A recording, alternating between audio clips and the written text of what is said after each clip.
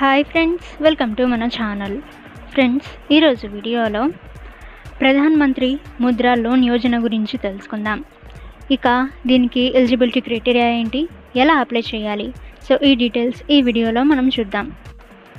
2015లో ప్రారంభించబడిన ప్రధాన్ మంత్రి ముద్రా యోజన చిన్న వ్యాపారవేత్తలకు 10 లక్షల వరకు క్రెడిట్ని అందించడంలో మరియు మైక్రో ఫైనాన్స్ ఇన్స్టిట్యూషన్లకు ఎంఎఫ్ఐలు రెగ్యులేటర్గా పనిచేయడం లక్ష్యంగా పెట్టుకుంది.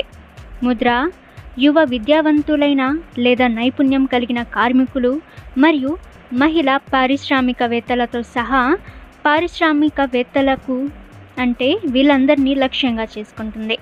నాన్ కార్పొరేట్ స్మాల్ బిజినెస్ సెక్టార్లకు ఎన్సిఎస్బిఎస్ ఆర్థిక సౌకర్యాల ప్రాప్యతను ప్రోత్సహించడానికి మరియు నిర్ధారించడానికి ఈ పథకం రూపొందించబడింది. ఇది వాటిని జీడిపి వృద్ధికి మరియు ఉపాధి కల్పనకు సాధనాలుగా మారుస్తుంది.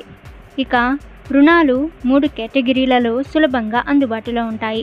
శిశు, కిషోర్ మరియు తరుణ్ లబ్ధిదారు మైక్రో యూనిట్ వ్యవస్థాపకుడి వృద్ధి, అలాగే అభివృద్ధి మరియు నిధుల అవసరాలను సూచించడానికి మరియు తదుపరి దశ గ్రాడ్యుయేషన్ అలాగే వృద్ధికి సూచన పాయింట్ను కూడా అందిస్తాయి.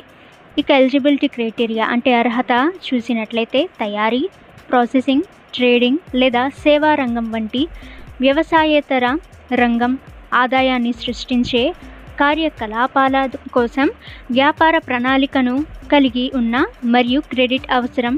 ముద్రా లోన్ పొందటం కోసం 10 లక్షలు బ్యాంక్, ఎంఎఫ్ఐ లేదా ఎన్బిఎఫ్సిని సంప్రదించవచ్చు. ఇక లాభాలు చూసినట్లయితే ముద్రా లోన్ యోజన అంటే 10 లక్షల వరకు రుణం అవసరమయ్యే సూక్ష్మ యూనిట్లకు రుణాలు ఇవ్వడానికి బ్యాంకులు లేదా ఎంఎఫ్ఐలకు రీఫైనాన్స్ మద్దతును అందిస్తుంది. అనుబంధిత ప్రయోజనాల గురించి మరింత తెలుసుకోవడానికి మీరు ఒఫీషియల్ వెబ్సైట్ అయితే చెక్ చేయవచ్చు. ఇక అప్లికేషన్ మోడ్ చూసినట్లయితే మీరు ఆన్లైన్లో దరఖాస్తు అయితే చేసుకోవచ్చు. ఓకే ఫ్రెండ్స్, ఈ ఇన్ఫర్మేషన్ మీకు యూజ్ అయితే వీడియోని లైక్ చేయండి అండ్ ఇటువంటి ఇన్ఫర్మేటివ్ వీడియోస్ కోసం మన ఛానల్ని సబ్స్క్రైబ్ చేసి బెల్ ఐకాన్ని ఆల్ మీద ట్యాప్ చేయండి.